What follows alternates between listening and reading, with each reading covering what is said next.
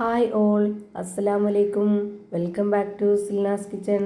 ഇന്നത്തെ recipe carrot കൊണ്ട് നല്ല ടേസ്റ്റി ആയിട്ടുള്ള ഒരു വെറൈറ്റി ആയിട്ടുള്ള അടിപൊളി പലഹാരത്തിൻ്റെ റെസിപ്പിയാണ്.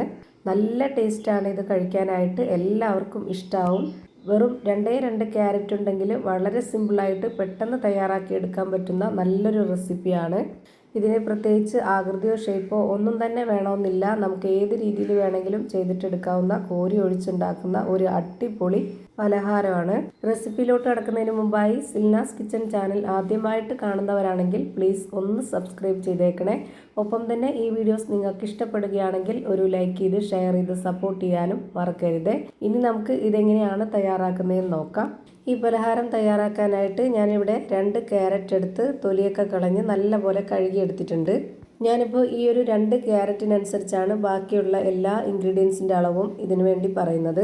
ഇനി നമുക്ക് ഈ ക്യാരറ്റ് ഒന്ന് കട്ട് ചെയ്തെടുക്കണം. അത് ഒരുപാട് വലിപ്പത്തിലോ നല്ല ചെറുതായിട്ടോ അല്ല, ഇതുപോലെ ഈ ഒരു വലിപ്പത്തിലാണ് കട്ട് ചെയ്തെടുക്കുന്നത്. ഇത് നമുക്കൊരു മിക്സിയുടെ ജാറിലിട്ടിട്ട് അരച്ചെടുക്കാനുള്ളതാണ്.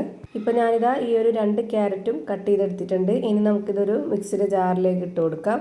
ഇനി ഇതിലേക്ക് എരിവിന് വേണ്ടി 1 സ്പൂൺ അളവിൽ മുളക് പൊടി ഇട്ട് കൊടുക്കാം. എരിവുള്ള മുളക് പൊടിയാണ് ഇട്ട് കൊടുത്തിട്ടുള്ളത്.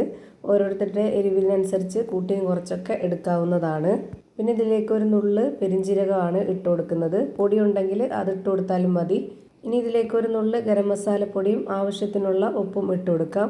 ഞാനിതിലേക്ക് മഞ്ഞൾപ്പൊടി ഇട്ട് കൊടുക്കുന്നില്ല. ഓൾറെഡി ഈ ക്യാരറ്റ് അരച്ച് കഴിഞ്ഞ് കഴിഞ്ഞാൽ ഒരു യെല്ലോ കളർ ഉണ്ടാവും. അപ്പോൾ അതുകൊണ്ട് തന്നെ മഞ്ഞൾപ്പൊടിയും കൂടെ ഇട്ട് കൊടുക്കുമ്പോൾ ഒരുപാട് കളറായി പോവും. അതുകൊണ്ടാണ് ഞാൻ അത് ഇട്ട് കൊടുക്കാത്തത്. ഇനി നിർബന്ധമുള്ളവർക്ക് മഞ്ഞൾപ്പൊടി ഇട്ട് കൊടുക്കാം. ഇനി ഇതിലേക്ക് 1/2 കപ്പ് അളവിലുള്ള വെള്ളവും കൂടെ ഒഴിച്ചു കൊടുത്തതിന് ശേഷം ഇത് നന്നായിട്ടൊന്ന് അരച്ചെടുക്കണം. അരച്ചെടുത്ത മിക്സ് ഞാൻ ഇതുപോലൊരു പാത്രത്തിലേക്ക് മാറ്റിയിട്ടുണ്ട്. മിക്സിയുടെ ജാറിൽ പറ്റി പിടിച്ചിരിക്കുന്നതും കൂടെ ഇതുപോലെ കൈകൊണ്ടൊന്ന് തുടച്ച് ഇതിലേക്ക് ഇട്ട് കൊടുത്തിട്ടുണ്ട്. ഇനി ഇതിലേക്ക് 1 സ്പൂൺ അളവിൽ വെളുത്തുള്ളി ഇഞ്ചി ചതച്ചതാണ് ഇട്ട് കൊടുക്കുന്നത്. പിന്നെ ഇതിലേക്ക് വേണ്ടത് കോൺഫ്ലവർ പൊടിയാണ്. 1/2 കപ്പ് അളവിൽ നിറയെ എടുത്തിട്ടുണ്ട്. അത് മുഴുവനായിട്ടും ഇതിലേക്ക് ഇട്ട് കൊടുക്കുക. ഈ ഒരു പലഹാരത്തിൻ്റെ പ്രത്യേക ഒരു ടേസ്റ്റാണ് ഈ ഒരു കോൺഫ്ലവറിൽ ചെയ്തെടുക്കുന്നത്. അതുകൊണ്ട് ഇത് സ്കിപ്പ് ചെയ്യരുത്.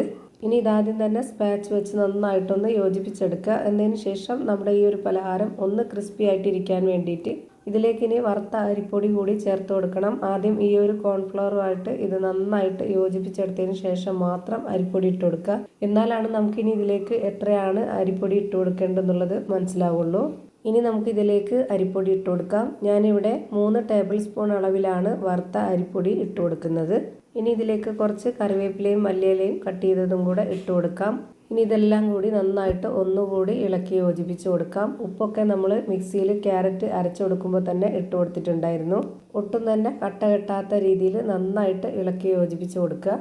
ഇനി ഇതിൻ്റെ കറക്റ്റായിട്ടുള്ള പരുവം 1 സ്പൂൺ കൊണ്ട് കോരി കാണിച്ചു തരാം. ഇത് നമുക്ക് എണ്ണയിൽ കോരി ഒഴിച്ച് ഫ്രൈ ചെയ്തെടുക്കാനുള്ളതാണ്. ആ ഒരു പരുവത്തിലാണ് ഞാനിപ്പോൾ ഇത് തയ്യാറാക്കി എടുത്തിട്ടുള്ളത്.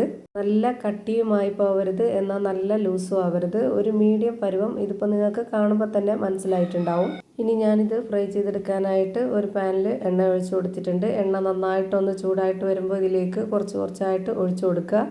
ചെറുതായിട്ട് ഒഴിച്ചു കൊടുത്തിട്ട് ഫ്രൈ ചെയ്തെടുക്കുന്നതാണ് ഏറ്റവും നല്ലത്. നല്ല ടേസ്റ്റി ആയിട്ടുള്ള മൊരിഞ്ഞ നല്ല അടിപൊളിയായിട്ടുള്ള ഒരു പലഹാരമാണ്. ഫ്ലെയിം കുറച്ച് വെച്ച് കൊടുക്കരുത്, അപ്പോൾ നന്നായിട്ട് കുഴഞ്ഞു പോവും. അങ്ങനെ ആവാതിരിക്കാൻ വേണ്ടി ഫ്ലെയിം കൂട്ടി തന്നെ വെച്ച് കൊടുത്തിട്ട് ഫ്രൈ ചെയ്തെടുക്കുക.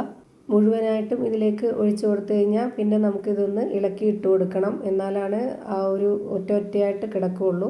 അല്ലാന്നുണ്ടെങ്കിൽ അങ്ങ് കട്ടയായിട്ട് വരും. ഇപ്പോൾ ഇത് അകവും പുറമൊക്കെ നന്നായിട്ട് വെന്ത് കിട്ടിയിട്ടുണ്ട്. ഇനി നമുക്കിത് കുറച്ചായിട്ട് ഇതുപോലെ കോരി മാറ്റാം. ഭയങ്കര സിമ്പിളായിട്ട് തയ്യാറാക്കിയെടുക്കാൻ പറ്റുന്ന ഒരു നല്ല ടേസ്റ്റി ആയിട്ടുള്ള അടിപൊളി പലഹാരമാണ്. എന്തായാലും ട്രൈ ചെയ്ത് നോക്കണം. ഒരുപാട് എണ്ണയും കുടിക്കില്ല. ഇപ്പോൾ ഞാനിവിടെ മുഴുവനായിട്ടും ഇതേപോലെ ഫ്രൈ ചെയ്ത് ഒരു പാത്രത്തിലേക്ക് മാറ്റിയിട്ടുണ്ട്. ക്യാരറ്റ് കൊണ്ട് ചെയ്തെടുത്തത് കൊണ്ട് തന്നെ ഇതിനൊരു പ്രത്യേകിച്ച് ഒരു വെറൈറ്റി ടേസ്റ്റുമാണ്. കാണാനും നല്ല ഭംഗിയാണ്, കഴിക്കാനും ഒരു അടിപൊളിയാണ്. അപ്പോൾ ഇത്രയേ ഉള്ളൂ ഇന്നത്തെ വീഡിയോ ഇഷ്ടമായാൽ ലൈക്ക് ചെയ്യാനും കമൻറ്റ് ചെയ്യാനും ഷെയർ ചെയ്യാനും മറക്കരുത്. അതുപോലെ തന്നെ ഞാനിടുന്ന പുതിയ വീഡിയോസ് നോട്ടിഫിക്കേഷനായിട്ട് കിട്ടുന്നതിന് വേണ്ടി സബ്സ്ക്രൈബ് ചെയ്ത് ബെല്ലൈക്കൺ അമർത്തി അതിൽ ഓൾ എന്ന ഓപ്ഷൻ എനേബിൾ ചെയ്ത് കൊടുക്കാനും മറക്കരുത്. പുതിയൊരു വീഡിയോയുമായി വീണ്ടും വരും. Thank you for watching.